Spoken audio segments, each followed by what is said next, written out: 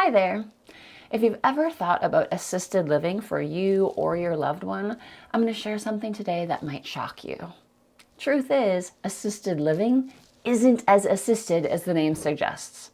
In this video, I'll explain what really happens and how you can be smarter about the choices that you make for you or your loved ones. So let's do it.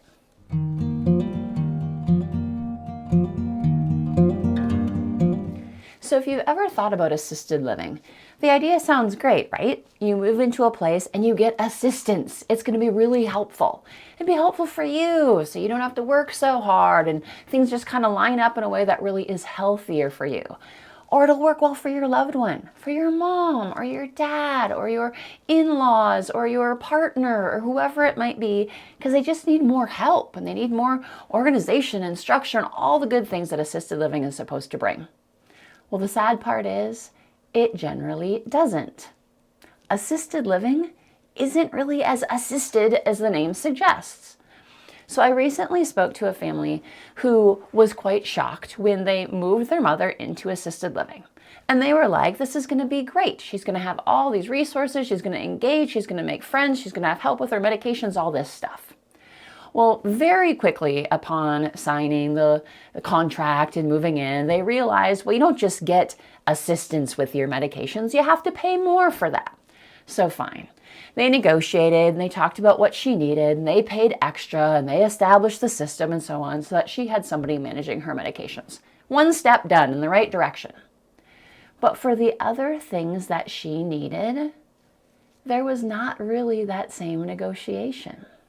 They were pretty quickly shocked and surprised and unhappy to realize that in assisted living, beyond the basics, like yes, there are meals, and yes, they'll do some basic cleaning and maybe some laundry.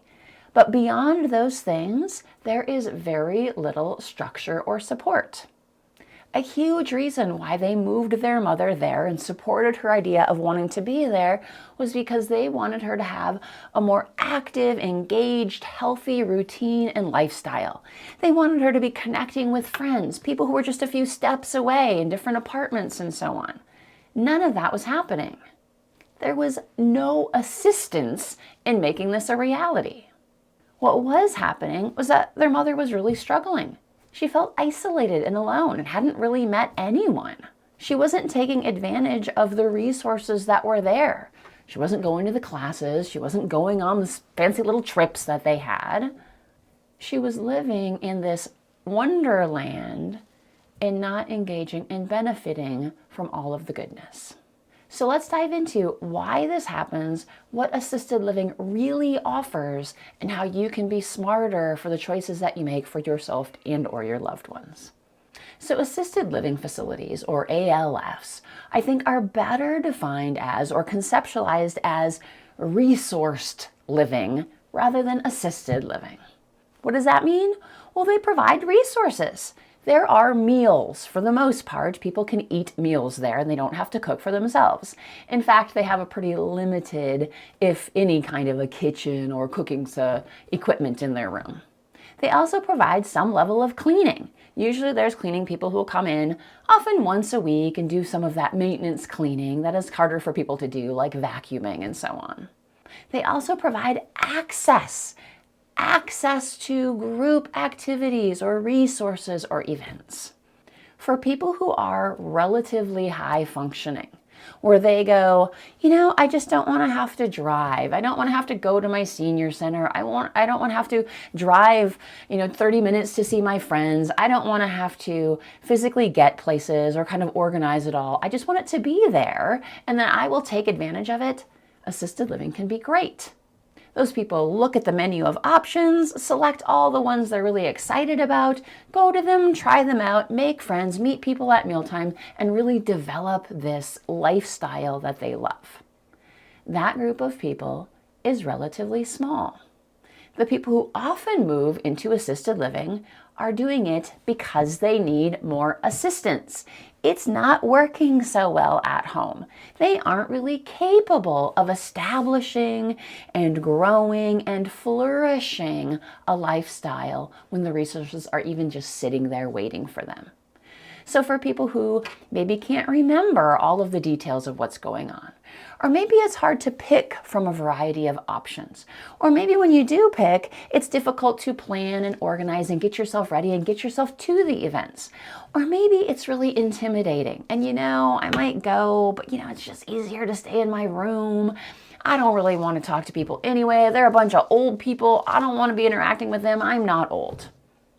Many people can't get themselves, for various reasons, out the door and into this happy, functional lifestyle. Could be because it's start of some kind of early cognitive problem, but sometimes it's just a person's personality, or maybe they're the ADD type of person who've always struggled to organize their behavior and follow through on a plan. What about them? Well, the fact of the matter is that assisted living facilities generally don't provide the type of resources and structure and support that those people need. For example, most assisted living facilities don't provide a dedicated person to personalize a daily or weekly schedule. There's rarely somebody trying to help you figure out and plan and schedule and follow through. Let's take an example of someone who just wants to get started with one activity, one healthy thing that they do every single week. Might be it's a starting point for your brain being more active, you being more social, or you just being more engaged in life. What tends to not happen in assisted living is the person who shows up and goes, all right, great, let's look at the schedule of activities together. What looks interesting to you? Oh, nothing looks interesting. It's all kind of ho-hum and boring. All right, I get that. That's fine. So what thing looks the least distasteful or rotten or terrible to you? Let's start with that. Great. So there's this plant and flower class. It's mildly interesting. You might not run screaming if you went to it for a few times. Wonderful. When does it happen? Tuesday afternoons from 2 o'clock to 3 o'clock. Great. Let's put it on your schedule. Let's make it visible so you see it and you know this is an upcoming event you're going to try. Let's have reminders for it too. And let's also set some expectations. Just like with everything else in life, nothing is perfect the first time you try it. So the first time we go to this event, it might be a couple of bumps along the way. We have to figure some things out, make some modifications. That's fine. We're going to probably try it a few times before we judge whether or not we truly like it. Let's also figure out, well, where is it held?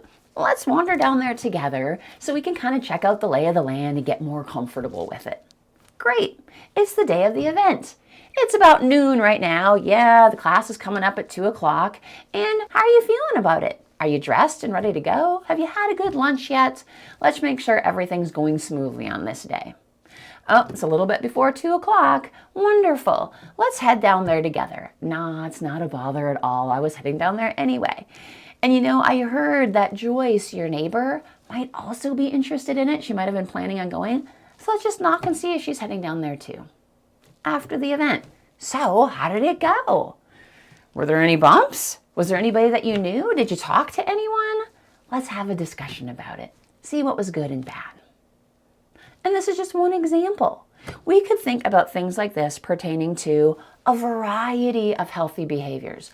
Going on walks, checking out the facility gym, asking for healthier meal options at dinner, getting to know the people that you're sitting by, participating in trips or field events, and so on. The list is endless. It's all about planning and organizing and following through on the things that contribute to a person's wellness, whether it's using our body, using our brain, or functioning socially in a way that's really rewarding. So why does this even matter? So what? So they don't get all that structure. The resources are still there. Well, the problem is that many people and their families pick assisted living because they think the structure is going to be there. And when it's not, people are severely disappointed and shortchanged. They've just established this commitment to living someplace new, and yet there is not the bridge to make it so that the person who moved in is really thriving in that environment. Resources go unused, and we don't see the benefit that everyone was hoping for. Staying sharp, being socially engaged, using our bodies in amazing ways. So this ties directly into the idea of functional aging. Aging functionally younger, stronger, healthier, more sharp, more vital isn't about having a bunch of resources. It's about engaging in them effectively. To stay healthy in those ways, we have to build routines. We have to create structure. We have to have accountability and encouragement to make this a normal part of our lives. Unfortunately, most assisted living facilities, even when you start paying for more and more help, don't really provide that. So that's why I'm here to help. Through my videos and my upcoming program, I'm focusing on this idea of what do we need to be functionally younger, to be more successful in engaging in all the things we know we should do that we just don't do, whether we're living in our own homes or we move to assisted living, whatever the situation. With the right tools and structure and support, functional aging can be within reach, and I'm really excited to help you do that. So if this resonates with you, be sure to become part of our community. Keep looking for my videos that talk about this concept of functional aging. Feel free to join our newsletter where I email for free every single week ideas on aging well, functional aging, and all the things that we can do to be a community who are aging better together. Because really, your beautiful brain and your future deserves it. So I can't wait to see you there.